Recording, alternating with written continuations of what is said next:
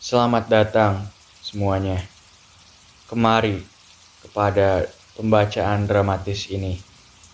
Saya Adam dari kelas Advisory K dan saya memilih untuk membaca sebagian dari salah satu bab novel Ayah karya Andrea Hirata.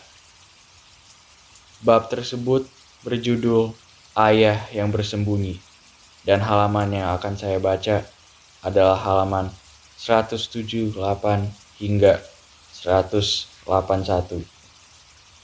Ayo kita mulai.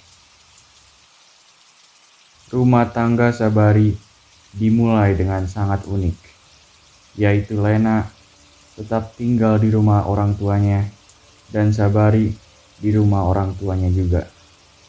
Tak pernah, meski hanya sehari, apalagi semalam, Lena tinggal dengan Sabari. Tentu, Sabari berharap Lena tinggal dengannya. Untuk itu, dia membangun rumah sederhana di Jalan Padat Karya, dekat rumah orang tuanya.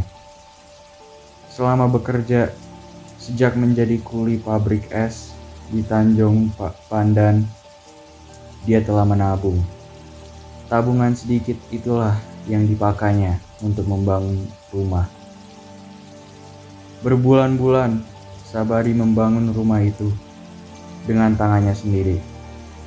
Rumahnya khas Melayu kampung. Sebuah rumah panggung yang rendah, berdinding papan, beratap rumbia, tetapi istimewa. Ada beranda.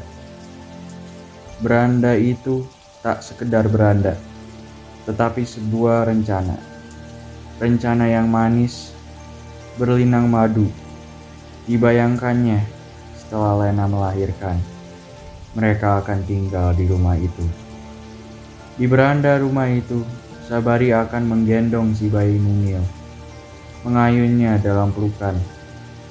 Jika teringat akan hal itu, meski tengah malam, dia bergegas ke rumah yang belum jadi itu.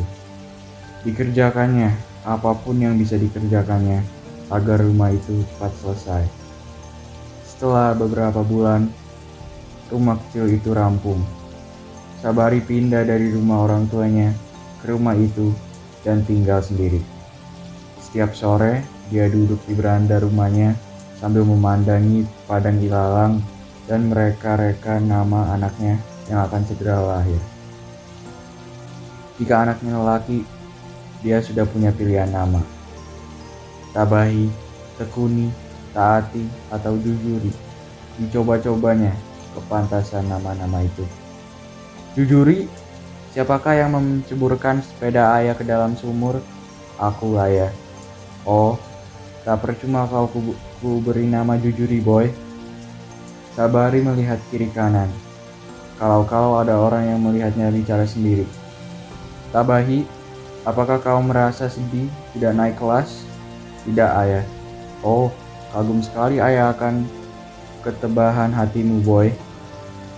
Kalau anaknya perempuan, Sabari sudah pasti dengan satu nama saja. Kemasi. Dia ingin anaknya rajin berkemas-kemas. Barangkali perasaan yang mustahil dilukiskan dengan kata-kata adalah perasaan orang menunggu kelahiran anak. Sabari disergap perasaan senang yang aneh selama membangun rumah kecilnya itu sambil menunggu Lena melahirkan. Perasaan senang itu kemudian terwujud dalam bentuk lebih tekun, bekerja, lebih menghargai, dan lebih sayang pada apapun. Oleh karena itu, dia terpilih lagi sebagai karyawan pabrik teladan. Tepuk tangan gemuruh waktu Marconi untuk kali kedua mengalunginya medali. Sabari tersenyum, antara lain karena tak perlu mengumpulkan 7 medali untuk menarik perhatian Lena, sebab Lena sudah jadi istrinya. Mau meledak dada Sabari mengenang semua itu. Di tengah kegembiraan itulah, sore minggu itu Sabari terperanjat melihat ibu mertuanya tergopoh-gopoh mendatanginya. Sabari menyongsongnya kata ibu mertuanya.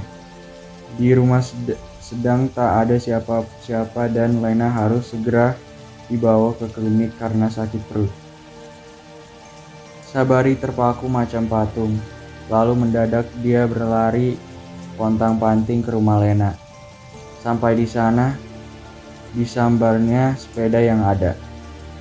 Direngkuhnya Lena, dinaikkannya ke boncengan seperti menaikkan karung beras 60 kilo.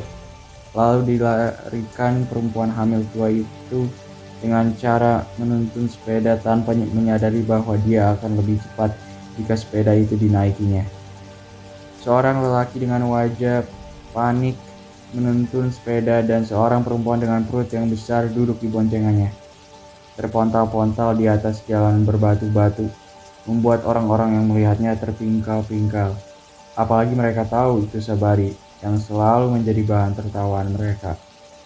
Sore itu pula, saat angin barat Oktober bertiup kencang dan matahari menghamburkan cahaya jingga nan bergelora pecah di atas langit Belitung, terlahirnya bayi lelaki mungil disertai satu lengkingan hebat bernada F.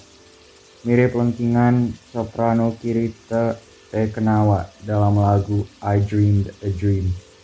Tak lama kemudian, lengkingan itu reda dan makhluk mungil itu menggerung-gerung macam anak kucing. Sabari melirik bayi itu. Napasnya tertahan melihat pipi dan kening berair-air. Hidung mungil dan mulut lembut bak kelopak mawar. Bayi itu bak sebongkah cahaya. Sabari gemetar karena melihat bayi itu. Dia menemukan seseorang yang selama ini bersembunyi di dalam dirinya. Orang itu adalah ayah.